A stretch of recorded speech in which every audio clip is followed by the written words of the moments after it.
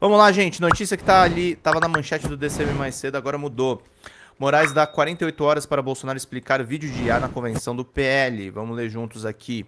Alexandre de Moraes deu 48 horas para a defesa de Jair Messias Bolsonaro informar se o presidente autorizou o uso da sua imagem e da sua voz no vídeo produzido com inteligência artificial e exibido na convenção nacional do PL. O despacho coloca Bolsonaro, Flávio Bolsonaro e o partido diante de consequências diferentes, mas potencialmente graves, qualquer que seja a resposta. Caso Jair Bolsonaro tenha concordado com a gravação, Moraes afirma que estará caracterizada uma nova e grave transgressão às condições de prisão domiciliar humanitária. Segundo o ministro, o descumprimento pode levar à reversão do benefício e ao retorno do ex-presidente ao regime fechado. Bolsonaro foi condenado a 27 anos e 3 meses de prisão e iniciou o cumprimento da pena em regime fechado em novembro de 2025. Em março, recebeu a prisão domiciliar temporária para se recuperar de uma broncopneumonia. O benefício foi mantido em 3 de julho, condicionado ao cumprimento das restrições determinadas pelo Supremo.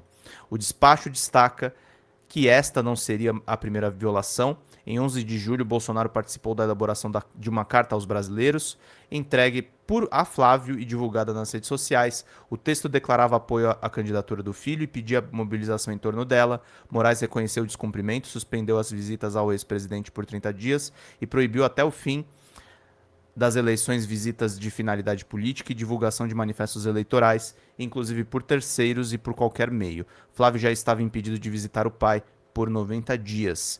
Poucos dias depois da punição, o PL exibiu um avatar de Bolsonaro feito em inteligência artificial.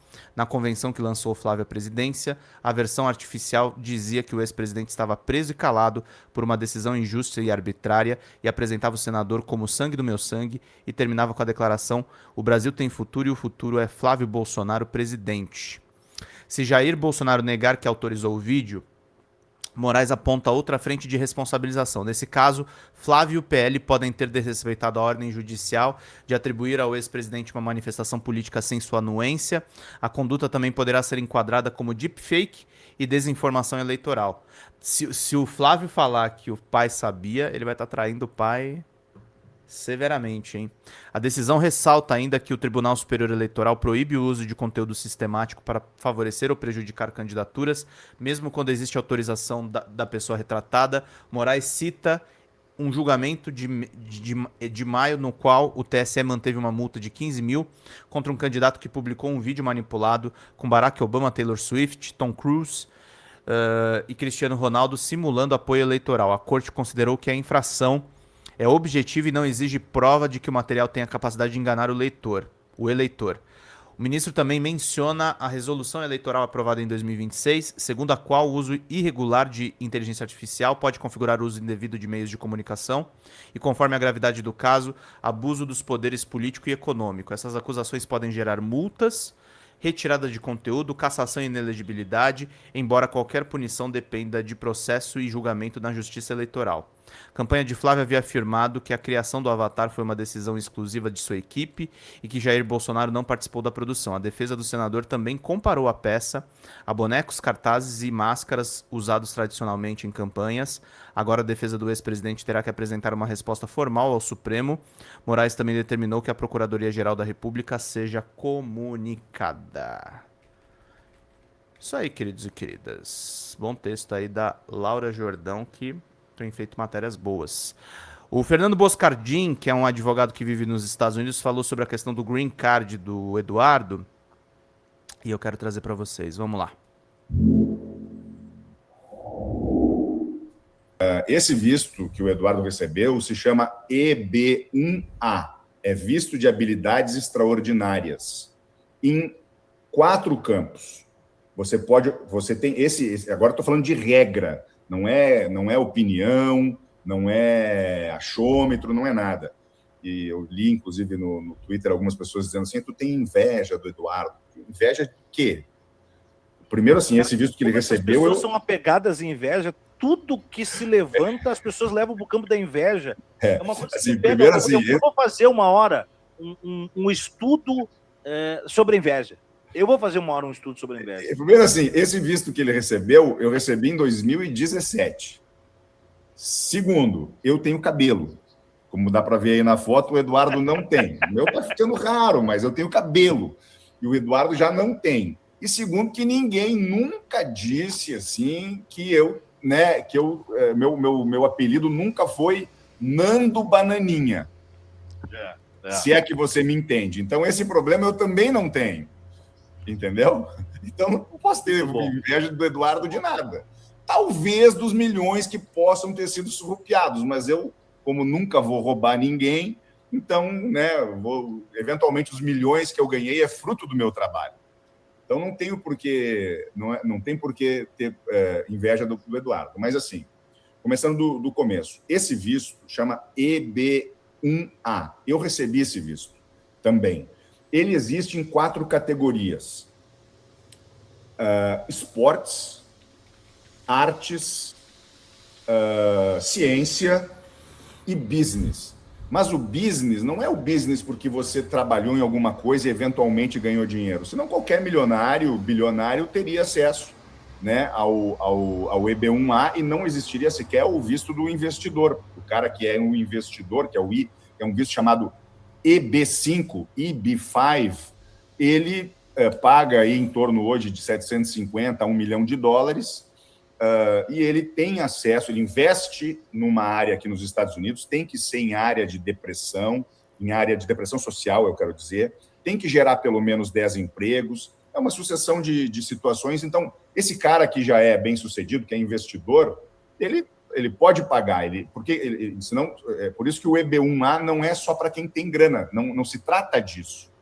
Se trata, no caso do business, do que você fez na sua carreira que envolvia business, voltado para o social, qual é a repercussão social que o seu trabalho impactou para que você seja uma pessoa que os Estados Unidos olhe e diga, olha, queremos você aqui. Isso vale para a arte, vale para a ciência, vale para o esporte e, como eu disse, vale para o business, que foi o meu caso. Eu trabalhei muitos anos no comando de uma associação comercial de hotelaria e turismo que fazia o Festival de Cinema de Gramado, que faz o festival, que tem o Natal Luz de Gramado.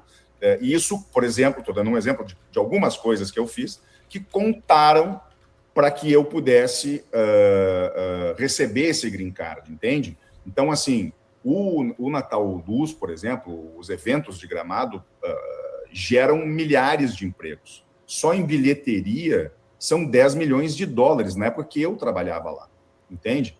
$10 milhões impacta na comunidade. Hoje seriam R$50 milhões em 2 meses e meio de bilheteria. Tem todo um orçamento social em volta disso, geração de empregos, que são milhares de milhões de reais, né? Isso é quase que incalculável. E aí você tem que desenvolver um projeto daquilo que você fazia. Isso, eu estou falando só da ponta do iceberg de coisas que eu fiz que redundaram no meu EB1A. Obrigado, Sebastião, tá? Querido. Aí você tem que ser referência em entrevistas. 162, gente. Por exemplo, para ti, na época era sobre outro assunto.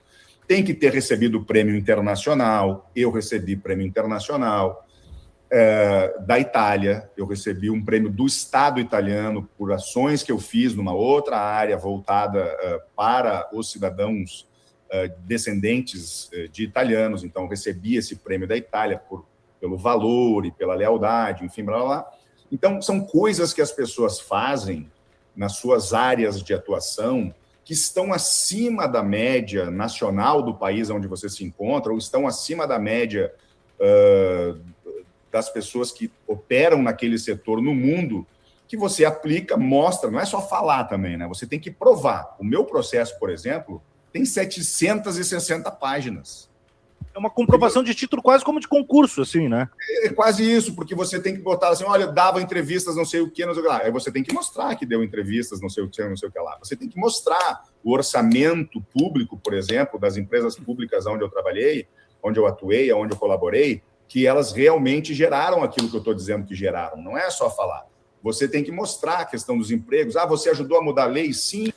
Gente, vamos fazer que nem o Sebastião, vamos mandar 20, vamos mandar 10 para vocês ganharem livros também, é importante. O que o Boscardin está explicando é sério.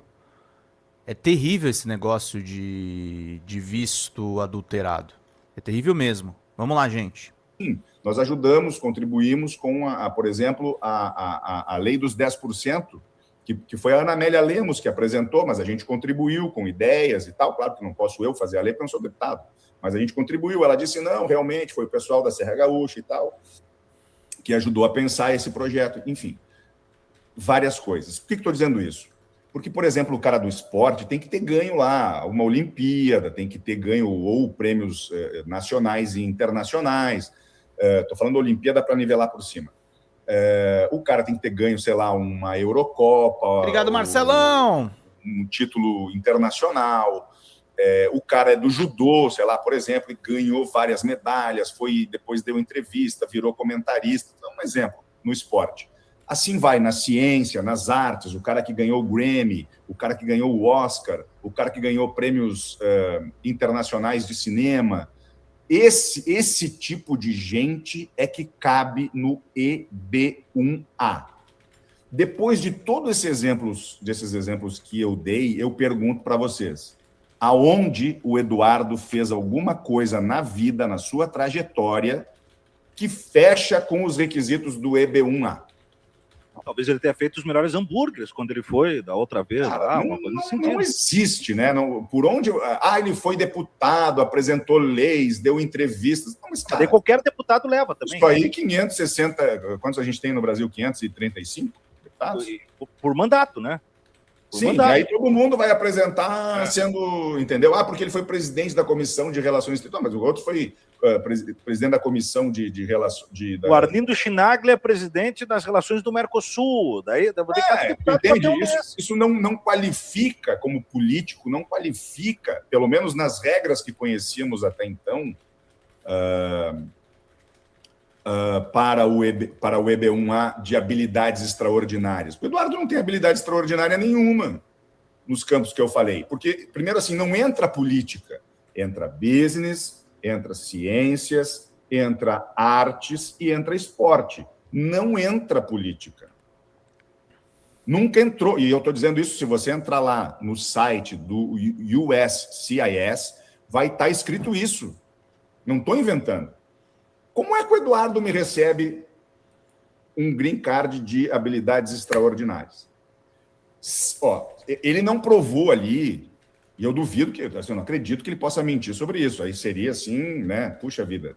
Se bem que dessa gente a gente pode esperar tudo. Eu acho que ele nem precisa mentir, porque há uma disposição para ele, né? Claro, é isso que eu ia chegar lá. Então, ou ele, por exemplo, vocês mostraram agora há pouco aí o meu green card, tá? Que eu não tenho mais, só tenho a foto. Quando a gente vira cidadão, a gente tem que, no dia que vai fazer o juramento lá e tal, tem que devolver o green card. Então, a gente não fica com o cartão.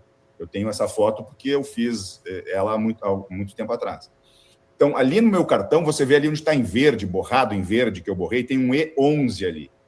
Esse E11 significa que eu sou um portador de um visto de habilidades extraordinárias.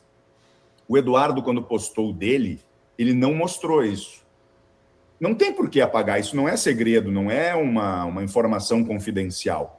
As outras, pelo contrário, acho que até dá mais credibilidade para aquilo do qual ele foi enquadrado, né? Por que ali onde diz category, ele borrou, ele botou uma barra em cima?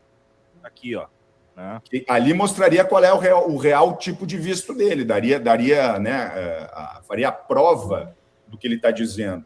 Não teria por que apagar, não é informação sensível, até porque ele está anunciando que foi. Agora, por que apagou? Então, cara, sinceramente, assim, como ele não preenche para mim e para qualquer advogado que você for perguntar os requisitos para o EB1A de habilidades extraordinárias, só pode ter acontecido uma coisa aí que talvez seja um privilégio político por ele ser próximo das pessoas que mandam no USCIS. Oi, gente, eu sou a Sara Miranda do Folha TV. Eu tô aqui para agradecer sua presença no nosso canal e pedir para você continuar apoiando o nosso jornalismo progressista independente, que precisa muito da sua ajuda. A primeira coisa, se você não está inscrito no nosso canal, já faz isso agora e receba as notificações das nossas lives. Além disso, você pode acompanhar toda a nossa programação durante a semana. Também tem outras formas de você continuar nos apoiando financeiramente. Uma delas é pelo Pix, folhademocrata@gmail.com. Também temos o apoia-se/Folha TV, onde você faz contribuições mensais e recorrentes e nos ajuda muito. Além disso, você pode se tornar membro do nosso canal. Clica lá no YouTube em tornar-se membro, veja qual é o pacote que melhor cabe no seu bolso e fique mais pertinho da gente, inclusive em grupo de WhatsApp com toda a nossa equipe com quem você pode interagir. Apoiar um canal progressista também é uma forma de militância. Então fica aqui com a gente, apoia o Folha TV, eu te vejo nas próximas lives. Beijo, até mais!